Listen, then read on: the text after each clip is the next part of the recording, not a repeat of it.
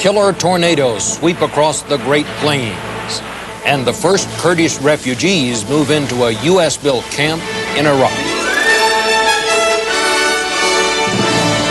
This is the CBS Evening News. Bob Schieffer reporting.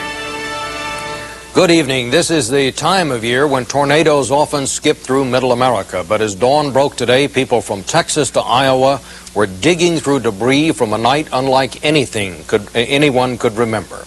At least 50 tornadoes were spotted across 7 states. At least 24 people are known dead. There could be more. Some of the worst ones hit Kansas, where James Hattori reports.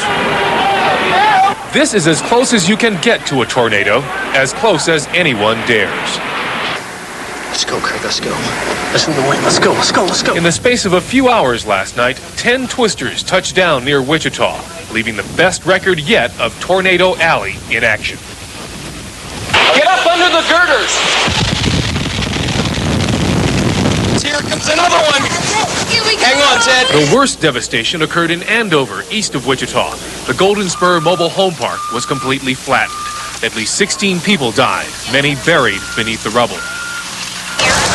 Anybody in there? Today, as the search continued and the cleanup began, the memories are still vivid. The lady next door to me, you could hear her screaming underneath the debris right there. Carol Smith and other residents of the mobile home park were kept out for much of the day. Nearby, families collected what was left of their homes. Pictures! All right! Official tornado warnings were issued as much as 40 minutes beforehand. But here in Andover, some residents say they never heard the city's warning siren. If the sirens would have gone off, some people would have gone out, at least maybe gotten in the cars and left. Though, in a trailer park, there's not a whole lot of places to go. You see it on TV, but you don't really think it can happen until it does. I think it's salvageable. Tonight, 2,000 people are homeless. Friends, family, and the Red Cross are providing temporary refuge. The governor of Kansas has declared the area a disaster, and a welcome home parade for Gulf War veterans has been canceled. It's still great to be back in Kansas, but I just told all my friends I wanted to see a thunderstorm again, but I didn't want to get this close to one. For the Desert Storm pilot who captured this tornado on tape, it was a harrowing welcome home. James Hattori, CBS News, Andover, Kansas. Weather permitting, NASA will send a shuttle into orbit tomorrow to test some hardware that could become part of the so-called Star Wars defense against ballistic missiles. Aaron Hayes now with that story. It will be the third try to get Discovery going. NASA is hoping not to strike out this time. Everything is going smoothly, and there's nothing but good news at this point. Discovery was supposed to go this past Tuesday. Even the weather cooperated, but early morning mechanical checks stopped the launch cold.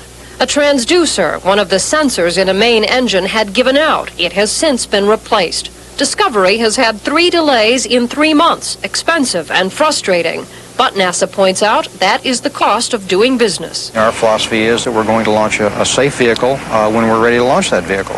And sometimes that means that you have to fix things. This shuttle mission will be one of the most elaborate yet for the astronauts. Once in orbit, they'll send out a small satellite full of sensors. Then they'll twist and turn the shuttle in a maneuver they call the Malarkey Milkshake, trying to imitate a ballistic missile while the satellite sensors record it all. It's a Department of Defense Star Wars mission. To learn more about what missiles do in space and especially what they look like. What do our targets look like? What do they look like against deep black sky, against the aurora, against the Earth background? It is the first time the Defense Department has gone public with a mission. One of the big reasons, it's cheaper this way. When we can, we are open about what we're doing so that we can take the money we save and spend it on other good things. NASA hopes when this mission ends to get back on a tighter schedule. The next shuttle, Columbia, is set for launch in less than a month. As for tomorrow's launch, NASA is optimistic. So far, there have been no more problems. Aaron Hayes, CBS News, Kennedy Space Center.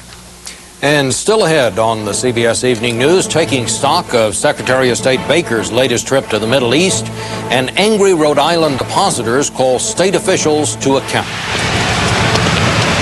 I want some names. I want the name of the board of directors.